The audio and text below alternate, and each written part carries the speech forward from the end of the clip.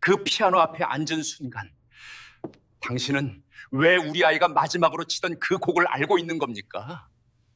저는 배운 적이 없습니다. 그런데 제 손이 제 뜻이 아니게 움직였습니다. 피아노는 절대 건드리지 마세요. 왜요? 그냥 회장님 명령이에요. 새벽 6시 강도윤은 검은색 제네시스 앞에서 넥타이를 다시 매만졌다. 35의 나이에 처음 입어보는 정장이 몸에 어색하게 달라붙었다. 지방 소도시에서 택시를 몰던 그가 서울의 중견그룹 회장 전속기사로 발탁된 건 순전히 운이었다. 아니, 어쩌면 운명이었을지도 몰랐다. 차를 몰고 강남의 한 주택가로 들어서자 풍경이 달라졌다. 높은 담장으로 둘러싸인 저택들이 즐비했고 그 중에서도 가장 안쪽에 자리한 한옥 양식의 저택이 도윤의 목적지였다. 대문이 열리자 마당에 심어진 소나무들이 먼저 그를 맞이했다. 고즈넉하면서도 어딘가 쓸쓸한 기운이 감도는 공간이었다. 현관을 들어서는 순간 도윤의 발걸음이 멈췄다. 거실 한가운데 창문을 통해 들어오는 아침 햇살을 받으며 오래된 업라이트 피아노가 서 있었다. 검게 칠해진 목재는 세월의 흔적으로 곳곳이 발해 있었지만 묘하게도 정성스럽게 관리된 티가 났다. 건반 덮개는 굳게 닫혀 있었고 피아노 위에는 먼지 한 톨 없었다. 도윤은 그 앞에 얼어붙은 채 서 있었다. 가슴 한복판이 갑자기 쿵 하고 내려앉는 느낌이었다. 숨이 막혔다. 이유를 알 수 없는 두근거림과 동시에 묘한 그리움 같은 감정이 밀려왔다. 한 번도 본 적 없는 악기인데 왜인지 낯설지 않았다. 어머, 새로 오신 기사님이세요? 등 뒤에서 들린 목소리에 도윤은 화들짝 놀라 돌아섰다. 50대쯤 되어 보이는 가사도우미가 앞치마를 두르고 서 있었다. 그녀의 표정은 다정했지만 도윤이 피아노를 바라보고 있었다는 걸 눈치챈 듯 미묘하게 굳어졌다. 아, 네. 강도윤입니다. 반가워요. 전 이 집 가사일을 돕는 김이모라고 해요. 그런데 김이모는 잠시 망설이다가 조심스럽게 말을 이었다. 저 피아노는요, 절대 건드리시면 안 돼요. 회장님이 누구한테도 허락하지 않으세요. 청소할 때도 제가 닦고 조율사 말고는 아무도 가까이 가지 못하게 하시거든요. 왜죠? 도윤은 자신도 모르게 물었다. 궁금해서라기보다는 그 피아노가 자신을 부르는 것만 같아서였다. 그건 제가 말씀드릴 수 있는 게 아니에요. 그냥 집안의 규칙이라고만 알아두세요. 김이모는 더 이상 말하지 않았다. 하지만 그녀의 눈빛 어딘가에 슬픔 같은 게 어려 있었다. 도윤은 고개를 끄덕이며 시선을 걷었지만 가슴속 두근거림은 쉽게 가라앉지 않았다. 첫 출근 첫날 도윤은 회장의 일정을 따라 움직였다.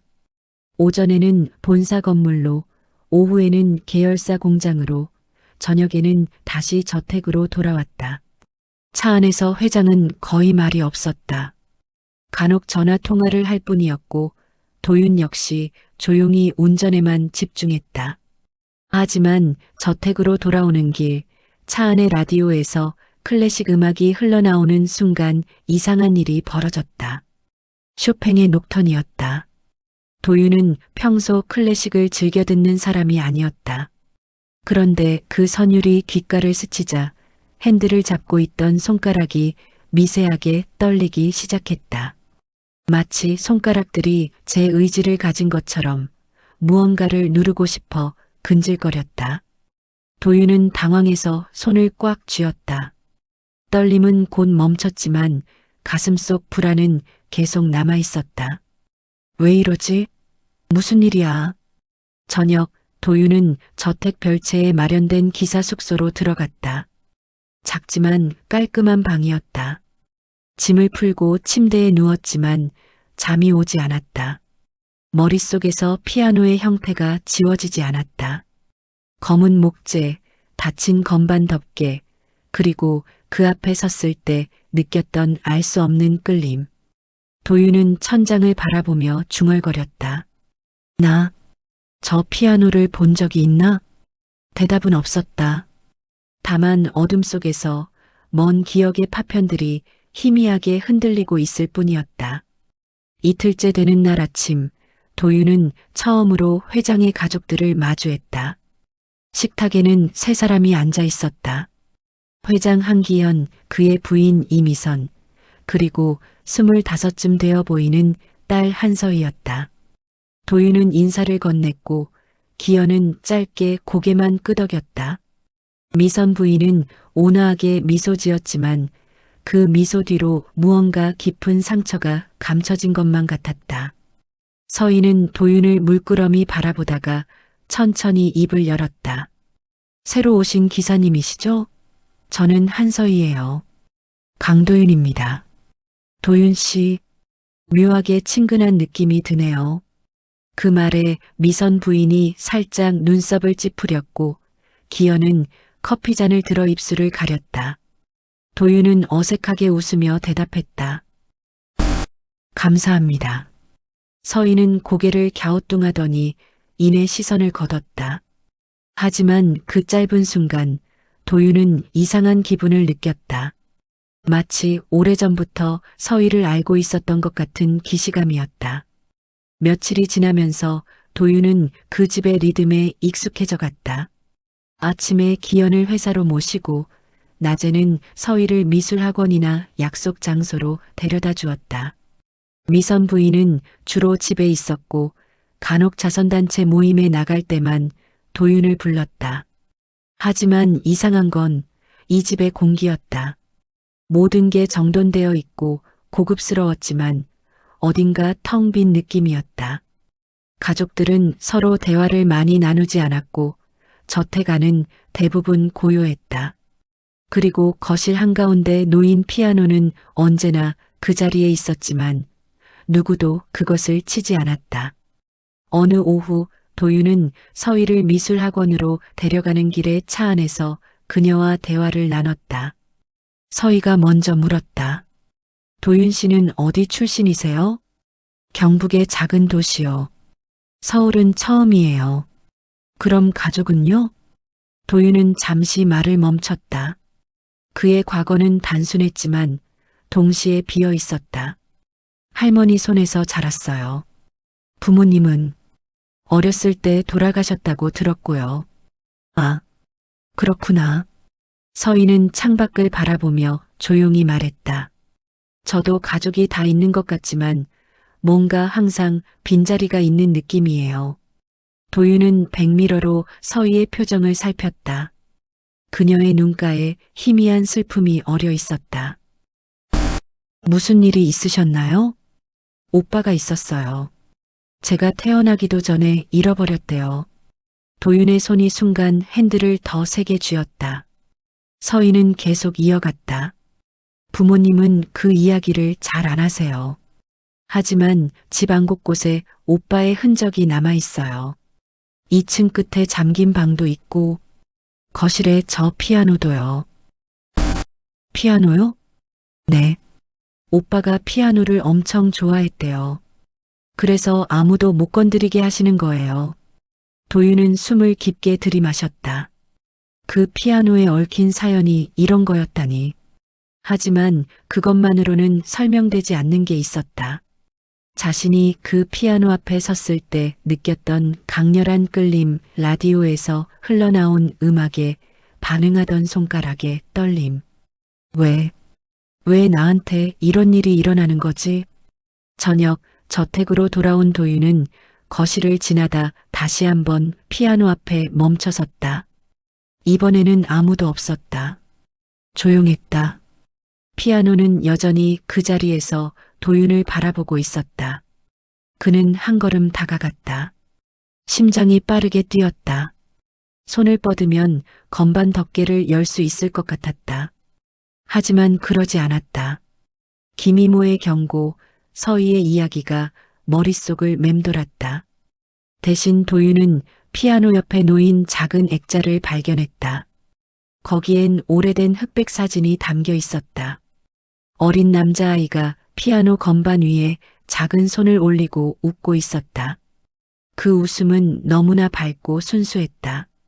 도윤은 사진을 오래 들여다봤다. 이상했다. 이 아이를 본 적이 없는데 왜인지 가슴이 먹먹해졌다.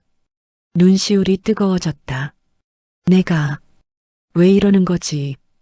그는 사진을 제자리에 놓고 황급히 자리를 떠났다.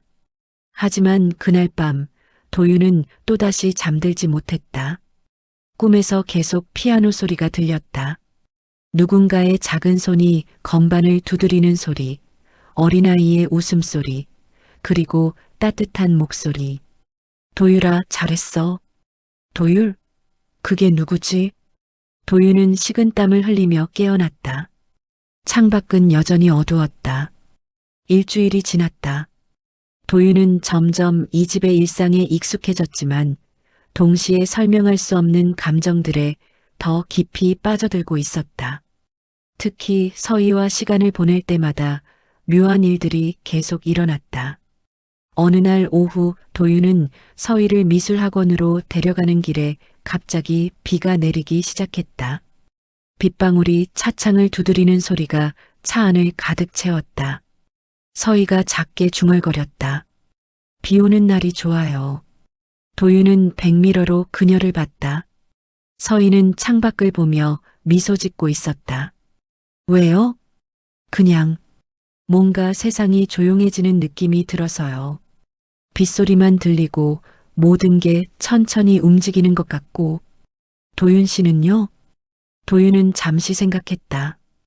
그리고 자신도 모르게 입을 열었다. 저도 비 오는 날이 좋아요. 특히 밤에 빗소리 들으면서 창문 보는 거요. 서희는 눈을 크게 떴다. 저도요. 똑같아요. 정말 신기하다. 둘은 잠시 침묵했다. 그런데 그 침묵이 어색하지 않았다. 오히려 편안했다. 마치 오래된 친구 사이처럼. 다음 날 도윤은 차고에서 차를 점검하다가 서희가 현관에서 신발을 신고 있는 걸 보았다. 바람에 실려온 향기가 코끝을 스쳤다. 오래된 나무향, 약간의 시나몬이 섞인 듯한 따뜻한 향이었다. 도윤은 자신도 모르게 말했다. 좋은 향이네요. 서희는 고개를 돌렸다. 아, 제가 좋아하는 향수예요. 목재향 나는 거요. 다들 좀 고리타분하다고 하는데. 아니요. 저도 그런 향을 좋아해요. 서희는 이번에도 놀란 표정을 지었다. 정말요? 요즘 사람들은 다들 달콤하거나 꽃향기 나는 걸 좋아하는데 저는 오래된 책장 냄새 같은 게 더 좋더라고요. 왜 그런지는 모르겠지만. 서희는 한참 도윤을 바라보다가 조용히 말했다. 우리 취향이 되게 비슷한 것 같아요. 도윤은 대답하지 못했다. 단순히 취향이 비슷한 것 이상의 무언가가 있다는 걸 둘 다 느끼고 있었다. 그날 저녁 도윤은 서희를 미술학원에서 데려오는 길에 차 안에 라디오를 켰다. FM 채널에서 클래식 음악이 흘러나왔다. 베토벤의 월광 소나타였다. 순간 도윤의 손가락이 다시 떨리기 시작했다. 이번에는 더 강렬했다. 손가락 마디마디가 저릿했고 마치 어떤 기억이 몸속 깊은 곳에서 깨어나려는 것 같았다. 도윤 씨, 괜찮으세요? 서희의 목소리에 도윤은 정신을 차렸다. 그는 급히 라디오를 껐다. 네, 괜찮아요. 근데 아까 그 곡 좋아하세요? 잘 모르겠어요. 근데 들으면 이상하게 가슴이 아파요. 서희는 조용히 고개를 끄덕였다. 저도요. 그 곡 들으면 오빠 생각이 나요. 오빠요? 네. 엄마가 그러셨어요. 오빠가 어렸을 때 그 곡을 자주 연습했대요. 완벽하게 치지는 못했지만 계속 연습했대요. 그러다가 서희는 말을 멈췄다. 도윤은 더 묻지 않았다. 차 안은 다시 고요해졌고 빗소리만이 그 정적을 채웠다. 저택에 도착한 후 도윤은 별채로 가려다가 문득 멈춰섰다. 거실에 불이 켜져 있었고 피아노가 희미한 조명 아래 서 있었다. 도윤은 한 걸음, 두 걸음 그쪽으로 다가갔다. 그리고 그 순간 이상한 장면이 머릿속에 스쳤다. 작은 손, 건반 위에 놓인 작은 손, 누군가의 따뜻한 목소리. 도율아, 천천히. 조급해하지 마. 엄마, 나 잘할 수 있어. 그래, 우리 아들 최고야. 도윤은 눈을 질끈 감았다. 머리가 지끈거렸다. 이게 뭐지? 이건 내 기억이 아니잖아. 근데 왜 이렇게 선명하게 느껴지는 거지? 그는 피아노 앞에서 한참을 서 있다가 결국 고개를 저으며 돌아섰다. 하지만 발걸음이 무거웠다. 무언가가 자신을 붙잡고 있었다. 그날 밤 도윤은 또다시 악몽을 꿨다. 어둠 속에서 누군가 그를 부르는 소리가 들렸다. 도율아, 도율아. 하지만 그 목소리의 주인은 보이지 않았다. 도윤은 어둠 속을 헤매다가 결국 깨어났다. 온몸이 땀으로 젖어 있었다. 그는 천장을 바라보며 중얼거렸다. 내가 누구지? 그 질문은 답 없이 어둠 속으로 사라졌다. 그로부터 며칠 후 특별한 날이 찾아왔다. 아침 일찍 한기현 회장은 출장을 떠났다. 부산에서 열리는 중요한 계약 미팅 때문이었다. 미선 부인 역시 자선단체의 정기 모임에 참석하기 위해 외출했고 서희는 대학 과제 발표 때문에 하루 종일 학교에 있어야 했다. 김이모마저 오늘은 개인 사정으로 나오지 못한다고 전화로 알려왔다. 결국 저택에는 도윤 혼자만 남게 되었다. 오전 10시 도윤은 저택의 거실에 서 있었다. 평소라면 누군가의 발소리나 말소리가 들렸을 텐데 지금은 완전한 정적만이 흘렀다. 시계 초침 소리가 유난히 크게 들렸다. 그는 천천히 거실을 둘러봤다. 고급스러운 소파, 벽에 걸린 그림들, 그리고 한가운데 놓인 피아노. 오늘따라 그 피아노가 유난히 도윤을 강하게 끌어당기는 것 같았다. 도윤은 창문 쪽으로 걸어가 밖을 내다봤다. 마당의 소나무들이 바람에 천천히 흔들리고 있었다. 하늘은 맑았지만 그의 마음은 그렇지 않았다. 왜 자꾸 저 피아노가 신경 쓰이는 거지? 그는 고개를 저으며 부엌으로 가서 물을 마셨다. 하지만 목이 타들어가는 듯한 갈증은 사라지지 않았다. 이건 물로 해결될 문제가 아니었다. 시간이 흘렀다. 11시, 12시. 도윤은 별채로 가려고 했지만 발이 떨어지지 않았다. 그는 결국 소파에 앉아 천장을 바라봤다. 아무 생각도 하지 않으려 했지만 머릿속엔 계속 피아노가 떠올랐다. 그리고 어느 순간 도윤의 시선은 자연스럽게 피아노로 향했다. 햇빛이 창문을 통해 들어와 피아노의 검은 표면을 비추고 있었다. 빛과 그림자가 만들어낸 그 모습은 마치 살아있는 것처럼 보였다. 도윤은 소파에서 일어났다. 한 걸음, 두 걸음. 그의 발은 저절로 피아노를 향해 움직였다. 심장이 빠르게 뛰기 시작했다. 손바닥에 땀이 맺혔다. 가까이 다가갈수록 가슴속 두근거림은 더 강렬해졌다. 마침내 도윤은 피아노 앞에 섰다. 건반 덮개는 여전히 닫혀 있었다. 그 위에 자신의 손을 올려놓자 나무의 차갑고도 따뜻한 감촉이 손바닥에 전해졌다. 도윤은 눈을 감았다. 숨을 깊게 들이마셨다. 그 순간 머릿속에 무언가가 스쳤다. 도율아, 피아노는 마음으로 치는 거야. 어떻게 해요, 엄마? 내 마음이 건반에 전해지면 소리가 나오는 거야. 그게 음악이야. 도윤은 눈을 떴다. 숨이 가빠졌다. 이게 뭐지? 왜 이런 소리가 들리는 거지? 그는 건반 덮개에 손을 얹었다. 열면 안 된다는 걸 알고 있었다. 하지만 손은 떨리고 온몸의 세포들이 그 피아노를 향해 외치고 있었다. 열어봐. 내가 알던 곳이야. 도윤은 고개를 저었다. 아니야. 나는 이 피아노를 모르는데. 이 집에 온 지 얼마 되지도 않았는데. 하지만 몸은 거짓말을 하지 않았다. 손가락은 계속 떨렸고 가슴은 터질 것처럼 뛰었다. 시간이 멈춘 것 같았다. 거실의 정적이 점점 더 짙어졌다. 도윤은 피아노 앞에서 움직이지 못한 채 자신과의 싸움을 계속했다. 결국 그는 한 발짝 뒤로 물러섰다. 안 돼. 이러면 안 돼. 하지만 그 순간 창밖에서 바람이 불어와 나뭇가지가 창문을 두드렸다.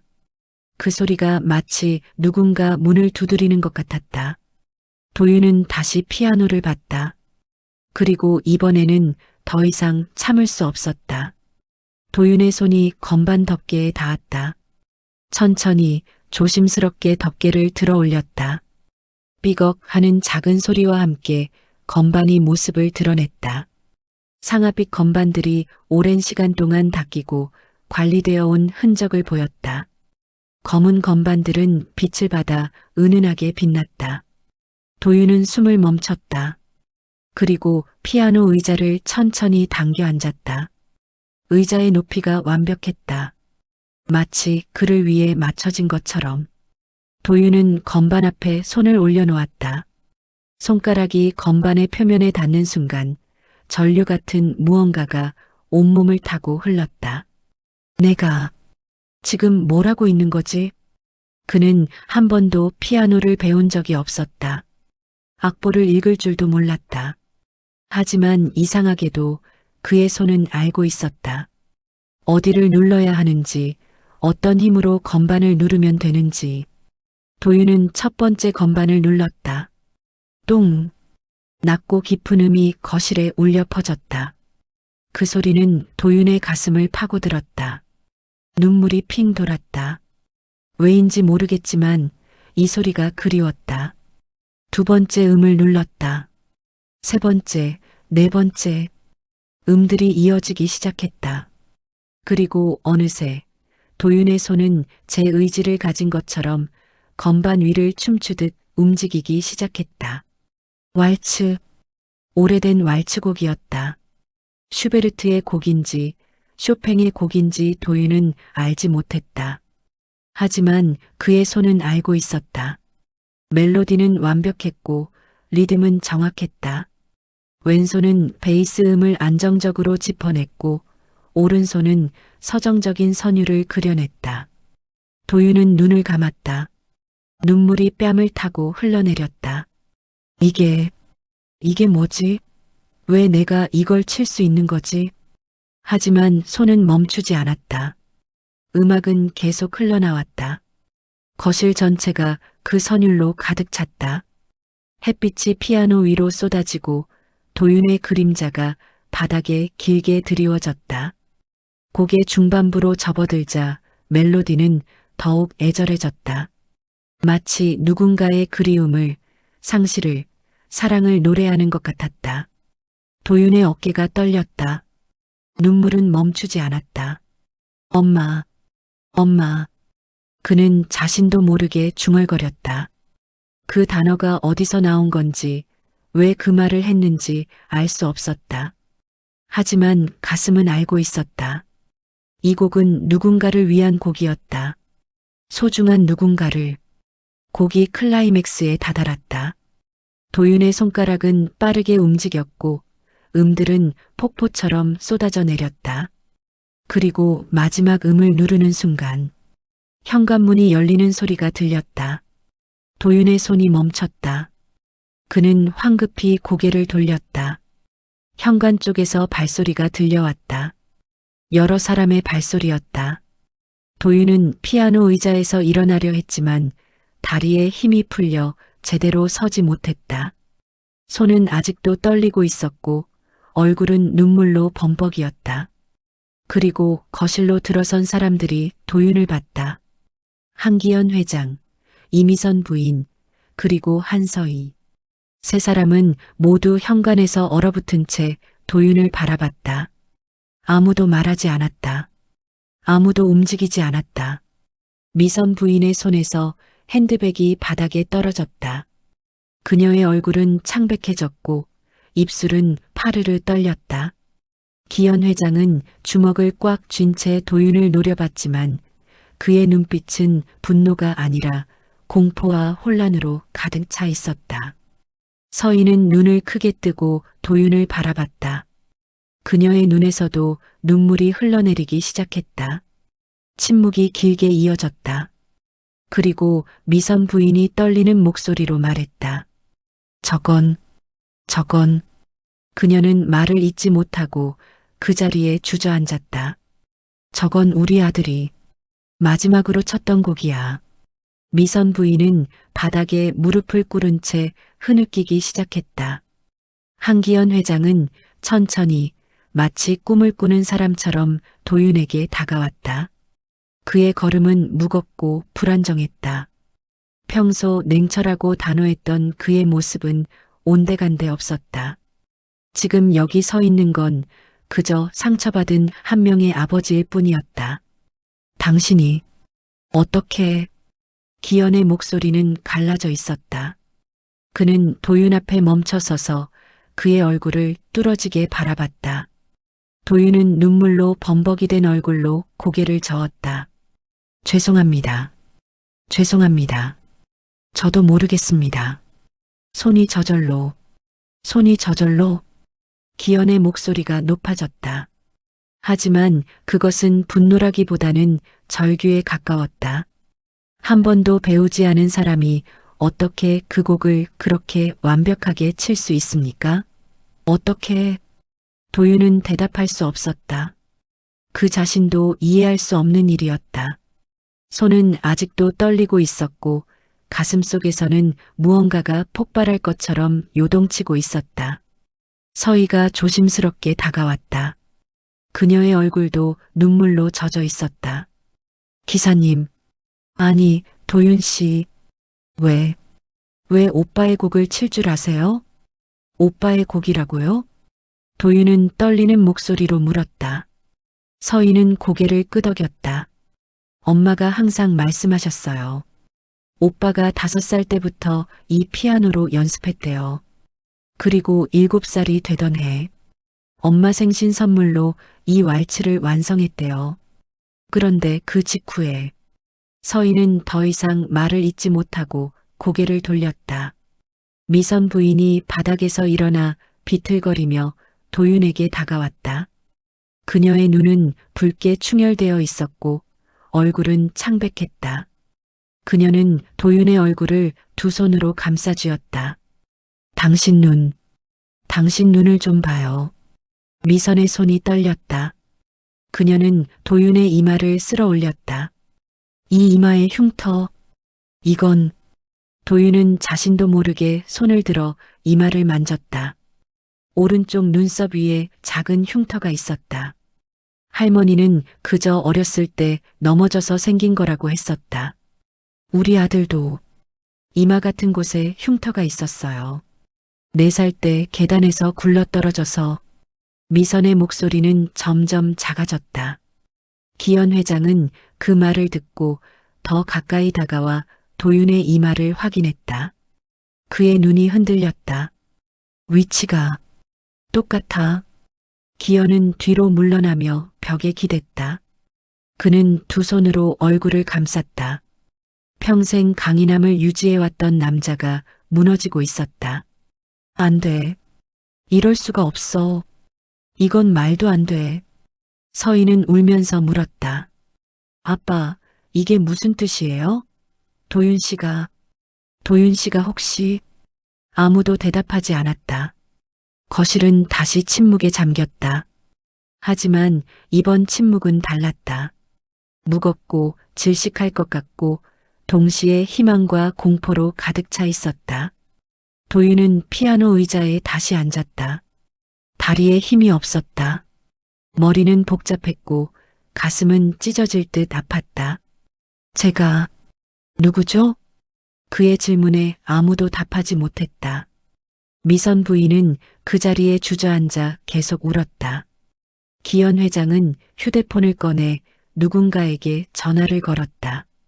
그의 목소리는 떨렸지만 단호했다. 여보세요, 김 변호사님. 저 한기현입니다. 급한 일이 있어서 지금 당장 DNA 검사를 의뢰하고 싶은데. 그 말을 들은 도윤은 눈을 크게 떴다. DNA 검사? 그럼 이 사람들은? 서희가 도윤의 손을 잡았다. 그녀의 손은 차갑고 떨리고 있었다. 도윤 씨, 무서워요. 근데 동시에 희망이 생겨요. 이상하죠? 도윤은 그녀의 손을 꽉 잡았다.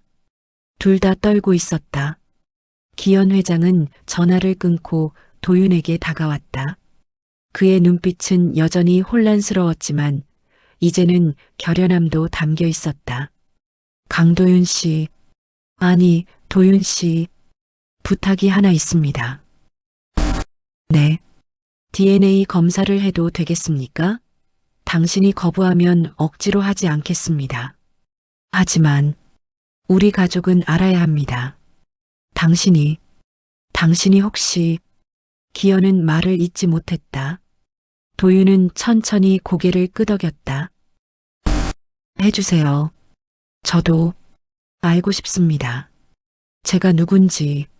미선 부인이 다시 울음을 터뜨렸다. 서희는 도윤의 어깨에 머리를 기댔다. 그날 밤 저택은 긴 침묵에 잠겼다. 아무도 저녁을 먹지 못했고 아무도 잠들지 못했다. 각자의 방에서 각자의 자리에서 모두가 같은 질문을 되뇌고 있었다. 혹시 정말로? 새벽 3시 한기현은 침대에 누워 있었지만 잠들 수 없었다. 옆에서는 미선이 작게 흐느끼는 소리가 들렸다. 그는 아내의 등을 쓰다듬으며 조용히 물었다. 여보, 정말 가능할까? 미선은 돌아누워 남편을 바라봤다. 그녀의 눈은 붉게 부어 있었다. 당신도 봤잖아요. 그 곡을, 그 완벽한 연주를, 그리고 이마의 흉터, 도유리와 똑같은 위치에. 하지만 30년이야. 30년이 지났어. 그 아이는 7살이었고 나는 알아요. 미선의 목소리가 떨렸다. 엄마는 알아요. 내 아들을. 비록 얼굴은 변했어도 저 눈빛, 저 손가락의 움직임, 피아노 앞에 앉았을 때의 저 자세. 도유리예요. 우리 도유리가 돌아온 거예요. 기현은 눈을 감았다. 가슴이 미어졌다. 30년 동안 찾아 헤맸던 아들. 헤아릴 수 없이 많은 밤을 울며 보냈던 기억들. 그 모든 시간이 지금 이 순간으로 이어지는 것만 같았다. 내일, 아니 오늘 아침 일찍 검사를 진행하자. 그리고 기현은 일어나 침대에서 내려왔다. 그 방을 열어야 해. 미선이 놀라 남편을 봤다. 여보, 정말로? 우리가 30년 동안 닫아뒀던 그 방, 도유리의 방, 이제 열어야 할 때가 온 것 같아. 둘은 함께 침실을 나와 복도를 걸었다. 2층 끝 모든 방들 중 가장 깊숙이 위치한 곳에 하나의 문이 있었다. 그 문은 30년 동안 열리지 않았다. 자물쇠는 녹슬어 있었고 문 손잡이에는 먼지가 쌓여 있었다. 기현은 주머니에서 오래된 열쇠를 꺼냈다. 그 열쇠는 항상 그의 곁에 있었다. 잊지 않기 위해 언젠가 다시 열날을 기다리며 열쇠를 자물쇠에 넣었다. 삐걱 하는 소리와 함께 자물쇠가 열렸다. 기현은 숨을 깊이 들이마시고 문손잡이를 돌렸다. 문이 열렸다. 오래된 공기가 밀려나왔다. 방 안은 어둠에 잠겨 있었다. 기현이 벽에 스위치를 눌렀고 천장의 등이 켜졌다. 두 사람은 숨을 멈췄다. 방은 30년 전 그대로였다. 작은 침대 위에는 자동차 모양의 베개가 놓여 있었고 책장에는 동화책들이 꽂혀 있었다. 벽에는 7살 아이가 그렸던 그림들이 붙어 있었다. 그리고 창가 옆 작은 책상 위에는 장난감 피아노가 놓여 있었다. 미선은 방 안으로 들어가 장난감 피아노 앞에 무릎을 꿇었다. 그녀의 손이 건반을 쓰다듬었다. 도유리가 매일 밤 이걸로 연습했었죠. 아래층 피아노로 연습하고 나서 잠자기 전에 여기서 복습하곤 했어요. 기현도 방 안으로 들어왔다. 그는 책상 서랍을 열었다. 그 안에는 오래된 악보들이 가지런히 정리되어 있었다. 아이의 손으로 그려진 음표들, 연필로 적힌 메모들, 쇼팽 왈츠, 이거였어. 기현은 하나의 악보를 꺼냈다. 그 악보에는 엄마 생신 선물이라고 어린 글씨로 적혀 있었다. 그리고 마지막 장에는 완성 날짜가 적혀 있었다. 2025년 3월 15일. 실종되기. 이틀 전이었죠. 미선의 목소리가 떨렸다. 그녀는 악보를 가슴에 꼭 안았다. 도유리가 이걸 완성하고 얼마나 기뻐했는지. 당신한테도 자랑하고 서희 누나한테도 자랑하고 그리고 그 이틀 후 유치원에서 집으로 오는 길에 기현은 말을 잇지 못했다. 그날의 기억이 너무나 선명했다. 경찰의 전화, 필사적인 수색, 결국 찾지 못한 아들. CCTV에 잡힌 마지막 모습이 유치원 앞 횡단보도였어요. 그 이후로는 미선은 더 이상 말하지 못하고 흐느꼈다. 기현은 아내를 껴안았다. 우리가 더 조심했어야 했어. 전속기사를 붙였어야 했어. 그때 내가 당신 잘못이 아니에요. 아무도 예상하지 못한 일이었어요. 둘은 한참을 그 자리에 서서 울었다. 30년 동안 쌓였던 슬픔, 죄책감, 그리움이 모두 터져나왔다. 얼마나 시간이 흘렀을까. 기현은 눈물을 닦고 방을 둘러봤다. 그리고 책장 위에 놓인 작은 액자를 발견했다. 그는 그것을 집어들었다. 사진 속에는 7살의 도유리가 피아노 앞에 앉아 환하게 웃고 있었다. 그 옆에는 어린 서희가 오빠의 어깨에 손을 올리고 있었다. 그리고 뒤에는 젊은 시절의 기현과 미선이 서 있었다. 행복했었죠. 우리. 기현은 액자를 가슴에 안았다. 그리고 결심했다.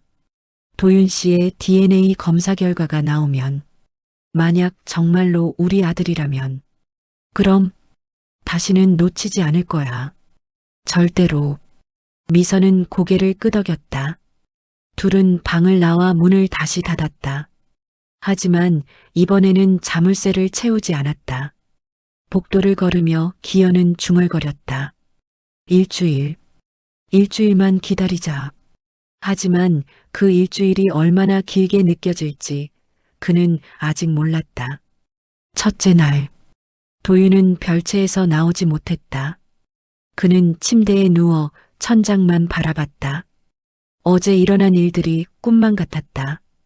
피아노를 쳤던 것, 손이 저절로 움직였던 것, 가족들의 반응, 그리고 DNA 검사. 내가 정말 그 집 아들일까? 말도 안 되는 일이었다. 하지만 동시에 묘하게 이치에 맞는 것 같기도 했다. 피아노를 봤을 때의 그 강렬한 끌림, 서희와의 묘한 친밀감, 집안 곳곳에서 느꼈던 기시감. 도윤은 손을 들어 이마의 흉터를 만졌다. 할머니는 그저 넘어져서 생긴 거라고 했었다. 하지만 정확히 언제, 어디서, 어떻게 생긴 건지는 말해주지 않았었다. 할머니, 혹시 할머니가 뭔가를 알고 계셨던 걸까? 저녁 김이모가 별채로 식사를 가져왔다. 그녀는 도윤의 얼굴을 보더니 눈시울을 붉혔다. 기사님, 아니 도윤 씨, 저도 들었어요. 회장님께서. 네, 혹시 정말로 도련님이시라면 김이모는 더 이상 말하지 못하고 고개를 돌렸다. 그녀 역시 30년 전에 그 사건을 기억하고 있었다. 온 집안이 슬픔에 잠겼던 그 시절을. 둘째 날, 한기현 회장은 회사에 가지 못했다. 그는 서재에 혼자 앉아 오래된 앨범을 꺼내봤다. 거기에는 도율의 사진들이 가득했다. 갓난아기였을 때, 첫돌 때, 유치원에 입학했을 때, 그리고 마지막으로 찍은 7살 생일 사진. 기현은 각각의 사진을 오래 들여다봤다. 그리고 머릿속으로 도윤의 얼굴을 떠올렸다. 30년이라는 시간이 얼굴을 바꿔놓았지만 어딘가에는 분명 흔적이 남아있을 것이었다. 눈매가 비슷해. 그리고 코끝의 모양도. 그는 사진 속 도율의 손을 봤다. 피아노 건반 위에 올려진 작고 하얀 손. 그리고 어제 본 도윤의 손. 길고 가느다란 손가락들. 피아니스트의 손이라고. 선생님이 그렇게 말씀하셨었지. 기현은 앨범을 덮고 창밖을 바라봤다. 마당에 피아노실이 보였다. 그곳에서 도율은 매일 연습했었다. 그 작은 손으로, 그 순수한 열정으로. 셋째 날, 미선 부인은 도율의 방을 다시 찾았다. 이번에는 혼자였다. 그녀는 방 안을 천천히 둘러보며 하나하나를 만졌다. 침대 시트, 책장의 책들, 벽에 붙은 그림들. 책상 서랍을 열자 도율이 쓰던 일기장이 나왔다. 미선은 그것을 조심스럽게 펼쳤다. 7살 아이의 서툰 글씨가 눈에 들어왔다. 오늘 피아노 연습 열심히 했다. 엄마가 칭찬해 주셨다. 기분이 좋았다. 서희 누나랑 같이 놀았다. 누나가 그림을 그려줬다. 나는 피아노를 쳐줬다. 엄마 생신곡을 완성했다. 선생님이 정말 잘했다고 하셨다.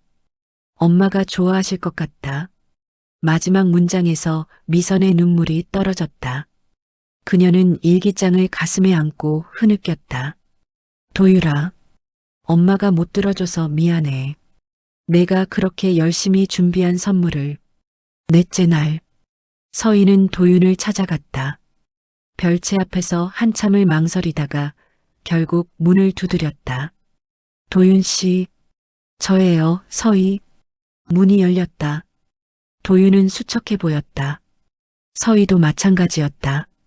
들어와도 될까요? 네. 둘은 작은 테이블을 사이에 두고 마주 앉았다. 한참 동안 침묵이 흘렀다. 서희가 먼저 입을 열었다. 저, 오빠한테 물어보고 싶은 게 있어요. 오빠라고 부르시는 거예요? 아직은 모르죠. 하지만 제 마음은 이미 알고 있는 것 같아요. 서희는 가방에서 오래된 사진 한 장을 꺼냈다. 거기에는 어린 도율과 갓난아기였던 서희가 함께 찍혀 있었다. 이게 우리 오빠예요. 제가 태어났을 때 찍은 사진이래요. 오빠가 5살, 저는 갓난아기였죠. 도윤은 사진을 받아들었다. 사진 속 남자아이는 환하게 웃고 있었고 작은 아기를 안고 있었다. 도윤 씨를 처음 봤을 때부터 느꼈어요. 왠지 모르게 편안하고 오래 알던 사람 같고. 이상하죠? 전 오빠를 기억하지도 못하는데. 저도 그랬어요. 도윤은 사진을 돌려주며 말했다. 서희 씨를 봤을 때 낯설지 않았어요. 그리고 이 집도 처음인데 처음 같지 않았어요. 결과가 나오면, 우리 오빠가 맞으면 어떻게 할 거예요? 모르겠어요. 전 30년 동안 다른 사람으로 살았어요. 강도윤으로. 근데 갑자기 한도율이 된다는 게 무섭죠? 네, 무서워요. 서희는 도윤의 손을 잡았다. 저도 무서워요. 근데 동시에 기뻐요. 잃어버렸던 오빠를 찾을 수 있다는 게. 5째 날, 기현은 도윤의 과거를 조사하기 시작했다. 사립탐정을 고용해서 도윤이 자란 곳, 그를 키운 할머니, 모든 기록을 찾아냈다. 보고서가 도착했다. 기현은 그것을 읽으며 손이 떨렸다. 강도윤, 30년 전 경북의 한 시골 마을에서 발견됨. 당시 추정 나이 7세.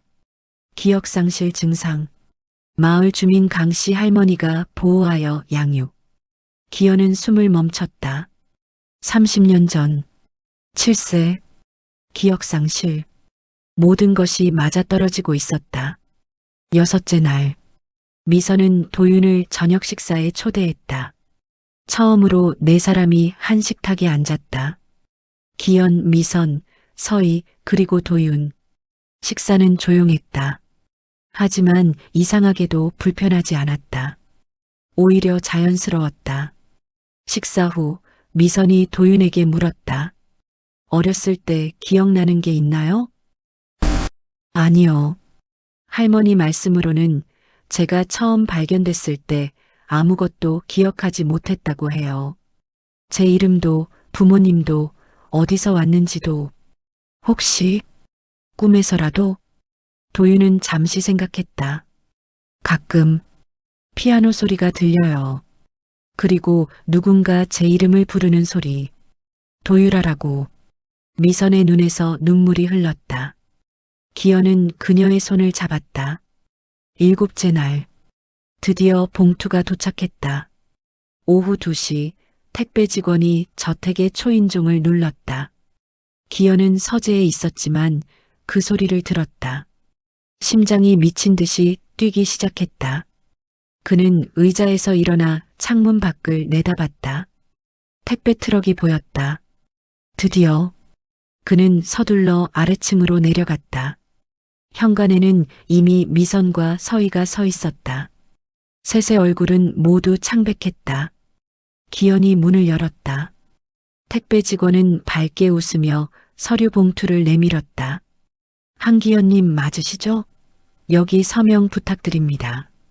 기현의 손이 떨렸다. 그는 겨우 서명을 하고 봉투를 받았다. 택배 직원은 인사를 하고 떠났다. 문이 닫혔다. 세 사람은 거실로 들어갔다. 소파에 앉았지만 아무도 먼저 봉투를 열지 못했다. 기현은 봉투를 손에 쥔 채 한참을 바라만 봤다. 여보. 미선의 목소리가 떨렸다. 열어봐요. 알아야 해요. 기현은 깊게 숨을 들이마셨다. 그리고 봉투를 뜯었다. 안에는 깔끔하게 정리된 검사 결과지가 들어 있었다. 그는 종이를 꺼내 펼쳤다. 첫 장에는 여러 수치들과 그래프가 그려져 있었다. 그의 눈은 자동으로 마지막 줄로 향했다. 친자 확률 99.98%. 종이가 기현의 손에서 떨어졌다. 미선이 그것을 집어들었다. 그녀의 눈이 그 숫자를 읽는 순간 손으로 입을 막았다. 몸이 앞으로 꺾이며 흐느끼기 시작했다. 오 하느님, 하느님. 서희는 어머니 옆으로 다가가 결과지를 봤다. 99.98%. 그녀의 눈에서도 눈물이 쏟아졌다. 오빠, 진짜 오빠였어. 기현은 소파에 주저앉았다. 30년을 찾아 헤맸다. 경찰, 탐정, 미신적인 방법까지 동원했다. 전국의 고아원을 뒤졌고 해외까지 수소문했다. 하지만 찾지 못했다. 그런데 아들이 스스로 돌아왔다. 기사로.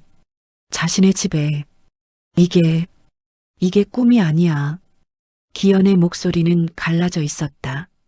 그는 두 손으로 얼굴을 감쌌다. 평생 울지 않으려 했던 남자가 어린아이처럼 소리내어 울기 시작했다.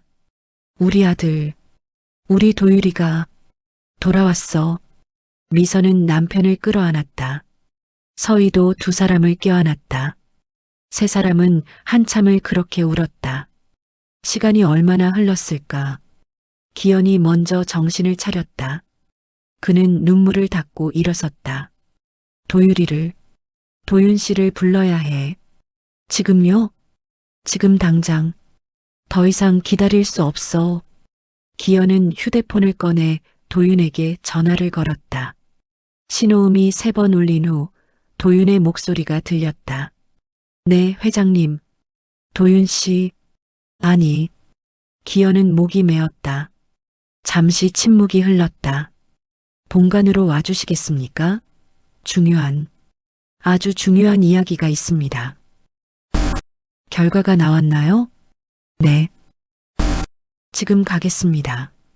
전화가 끊겼다. 5분이 지났다. 기현, 미선, 서희는 거실에서 서 있었다. 아무도 앉지 못했다. 너무 긴장되어서, 너무 떨려서. 현관문이 열렸다. 도윤이 들어왔다. 그의 얼굴도 창백했다. 그는 세 사람을 봤다. 그들의 눈물 자국을, 떨리는 손을, 그리고 테이블 위에 놓인 검사 결과지를. 결과가. 도윤은 말을 잇지 못했다.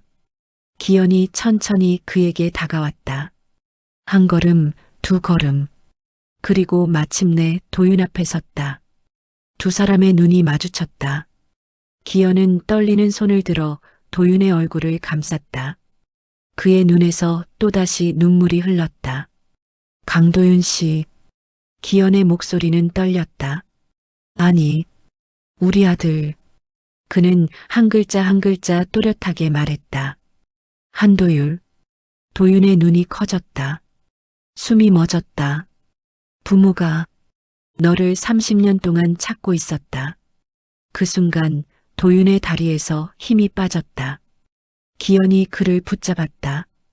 도윤은 기현의 품에서 무너졌다. 아버지. 그 단어가 저절로 나왔다. 기억나지 않았다. 하지만 몸이, 마음이, 영혼이 기억하고 있었다. 미선이 달려와 두 사람을 끌어안았다. 서희도 함께 안겼다. 네 사람은 현관에서 한참을 그렇게 서 있었다. 얼마나 시간이 흘렀을까. 네 사람은 거실 소파에 앉았다. 도윤 이제는 도율은 검사 결과지를 읽었다. 99.98%. 과학적으로, 의학적으로, 절대적으로 확실한 수치였다. 저는 정말로. 도율은 고개를 들어 세 사람을 봤다. 여러분의 아들이고 오빠였던 거군요. 그래. 기현이 도율의 손을 잡았다. 너는 한도율이야. 우리의 아들이고 서희의 오빠야. 30년 전에 잃어버렸지만 이제 다시 찾았어. 하지만 저는 아무것도 기억나지 않아요. 여러분도, 이 집도, 제 어린 시절도. 괜찮아. 미선이 도율의 다른 손을 잡았다. 기억은 천천히 돌아올 수도 있고 영영 돌아오지 않을 수도 있어. 하지만 그건 중요하지 않아. 중요한 건 내가 여기 있다는 거야. 살아서 건강하게 우리 곁에 돌아왔다는 거야. 서희가 도율의 어깨에 머리를 기댔다. 오빠, 30년을 기다렸어요. 전 오빠를 본 적도 없지만 오빠의 빈자리는 항상 느꼈어요. 이제 그 자리가 채워지는 것 같아요. 도율은 눈물을 흘렸다. 30년 동안 혼자였다. 할머니는 좋은 분이었지만 언제나 무언가 빠진 것 같은 느낌이었다. 뿌리가 없는 나무 같았다. 하지만 이제 감사합니다. 아버지, 어머니, 서희. 그는 세 사람을 번갈아 봤다. 저를 받아주셔서. 기현이 도율의 머리를 쓰다듬었다. 우리가 받아주는 게 아니야. 넌 원래 우리 가족이었어. 잠시 길을 잃었을 뿐이지. 이제부터는. 미선이 도율의 얼굴을 들여다봤다. 다시 시작하는 거야. 우리 가족으로. 저녁이 되었다. 네 사람은 함께 식탁에 앉았다. 이번에는 다른 분위기였다. 여전히 조심스럽고 어색했지만 동시에 따뜻했다. 식사 중에 기현이 물었다. 도율아, 너를 키운 할머니는 어떤 분이셨니? 좋은 분이셨어요. 가난했지만 저를 친손자처럼 키워주셨죠. 작년에 돌아가셨어요. 그분께 미선이 눈시울을 붉혔다. 너무 감사드려야겠구나. 우리 아들을 지켜주셔서. 할머니는 늘 말씀하셨어요. 언젠가 제 진짜 가족이 나타날 거라고. 그때를 위해 건강하게 자라야 한다고. 지혜로운 분이셨네. 식사 후 네 사람은 거실로 이동했다.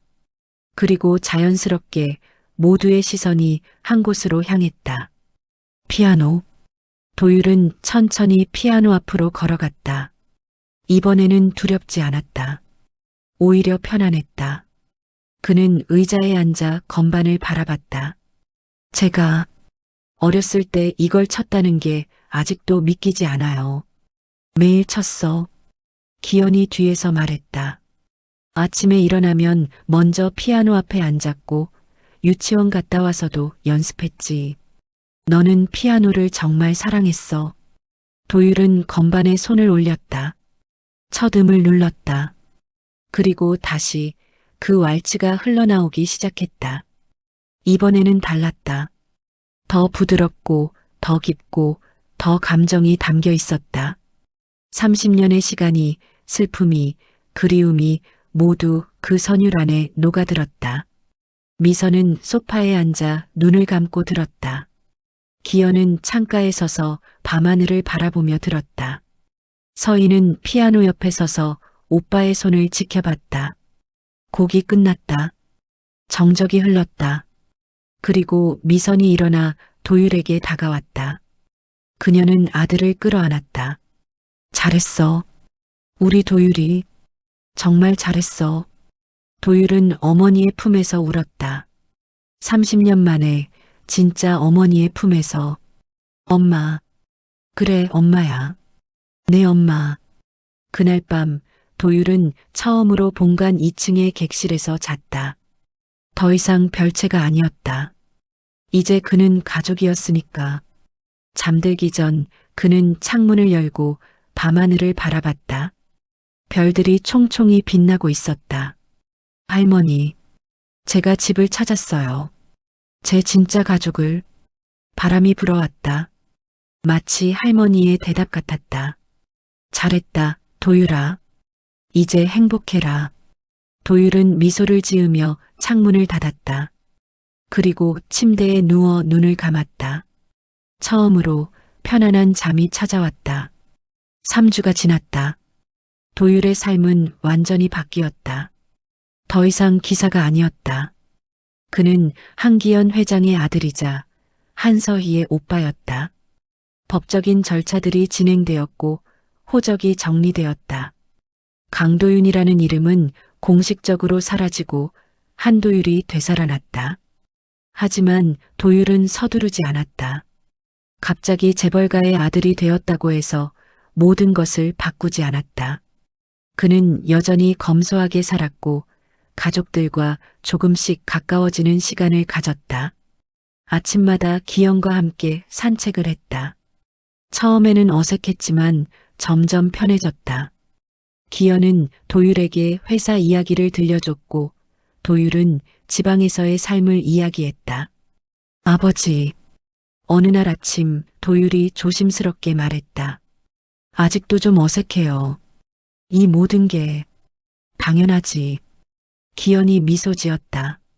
30년이나 따로 살았는데 시간이 필요해. 우리 모두에게. 하지만 피아노 앞에 앉으면 이상해요.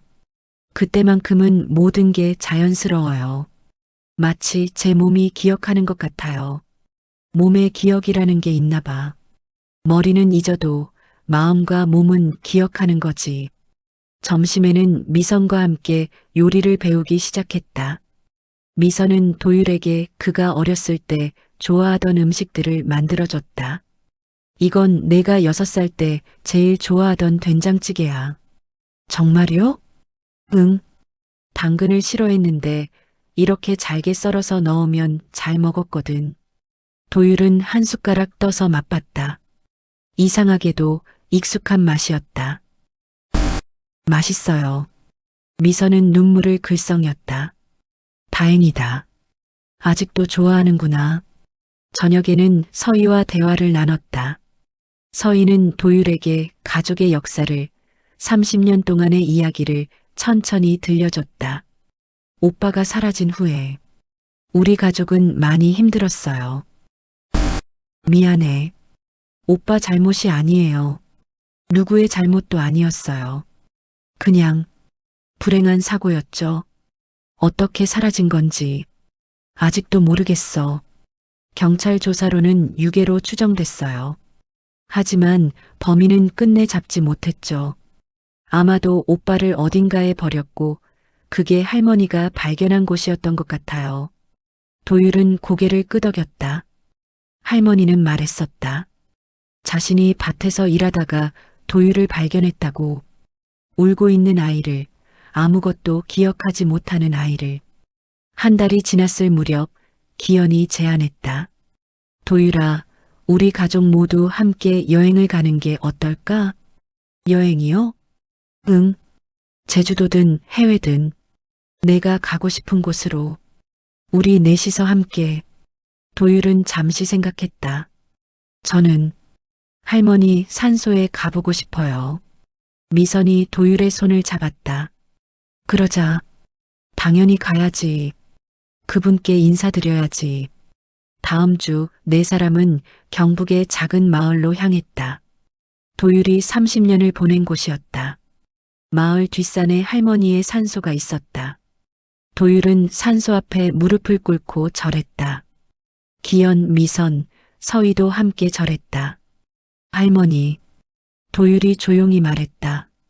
제 가족을 찾았어요. 제 진짜 이름도 알았어요. 한도율이래요. 바람이 불어왔다. 할머니가 지켜주신 덕분이에요. 건강하게 자랄 수 있었고 결국 집으로 돌아올 수 있었어요. 미선이 앞으로 나가 산소 앞에 꽃을 놓았다. 어머님, 저희 아들을 지켜주셔서 정말 감사합니다. 평생 은혜를 잊지 않겠습니다. 기현도 깊게 절했다. 부디 편히 쉬십시오. 도율이는 이제 저희가 잘 돌보겠습니다. 서희는 울면서 절했다. 할머니, 우리 오빠 돌려주셔서 감사해요. 네 사람은 한참을 그곳에 앉아 있었다. 바람이 불고 새들이 지저귀고 햇빛이 따스하게 내리쬐었다. 서울로 돌아온 후 도율은 결심했다. 피아노를 다시 배우고 싶어요. 가족들은 모두 기뻐했다. 최고의 선생님을 소개받았고 도율은 매일 연습하기 시작했다. 놀라운 건 실력이 빠르게 돌아온다는 것이었다. 도율 씨, 정말 대단합니다. 선생님이 감탄했다. 30년 만에 다시 시작했다고는 믿을 수 없을 정도예요. 손가락이 기억하고 있군요. 제 몸이 알고 있는 것 같아요. 어렸을 때 쌓은 기초가 탄탄했나 봅니다. 앞으로 12년 열심히 하면 콩쿠르도 나갈 수 있을 거예요. 그로부터 몇 달 후 특별한 날이 다가왔다. 미선의 환갑 생일이었다. 도율은 몰래 준비했다. 30년 전 어린 도율이 완성했지만 들려주지 못했던 그 왈츠를 완벽하게 연습했다. 이번에는 제대로 선물하고 싶었다. 생일 당일 친척들과 지인들이 모두 모였다. 저택의 대형 거실은 사람들로 가득 찼다. 다들 도율의 귀한 이야기를 들었고 그를 축복했다. 저녁 식사 후 기현이 일어났다. 여러분, 오늘 특별한 무대가 준비되어 있습니다. 우리 아들 도율이가 30년 만에 들려주는 연주입니다. 박수가 터졌다. 도율은 긴장한 얼굴로 피아노 앞에 앉았다. 미선은 앞자리에 앉아 아들을 바라봤다. 눈에 이미 눈물이 고여 있었다. 도율은 심호흡을 했다. 그리고 건반 위에 손을 올렸다. 첫 음이 울렸다.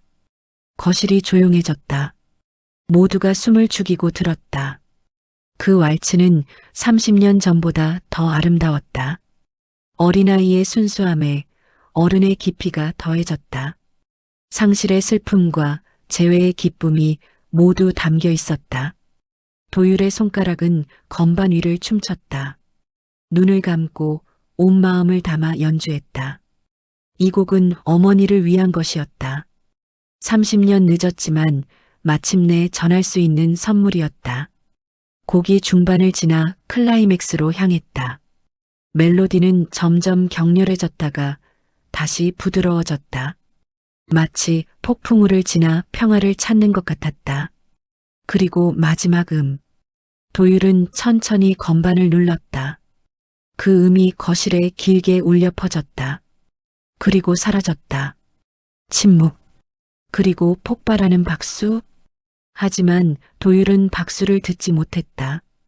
그는 피아노 앞에서 고개를 숙이고 울고 있었다. 미선이 일어나 아들에게 다가왔다. 그녀는 도율을 끌어안았다. 고마워. 고마워, 도율아. 30년을 기다렸던 선물이야. 너무 아름다웠어. 엄마, 제가 너무 늦게 와서 죄송해요. 아니야. 넌 제때 왔어. 정확히 제때. 기영과 서희도 다가와 도율을 껴안았다. 네 사람은 피아노 앞에서 한참을 그렇게 서 있었다. 손님들은 모두 눈물을 닦으며 지켜봤다. 이건 단순한 연주가 아니었다. 이건 30년 만의 재회였고, 잃어버린 시간을 되찾는 순간이었고, 가족이 다시 완전해지는 기적이었다. 파티가 끝나고 손님들이 모두 떠난 후, 네 사람은 거실에 남았다. 피아노는 여전히 그곳에 있었지만, 이제 더 이상 슬픔의 상징이 아니었다. 희망의 상징이었다. 도율아. 기현이 아들의 어깨에 손을 올렸다. 앞으로 어떻게 하고 싶니?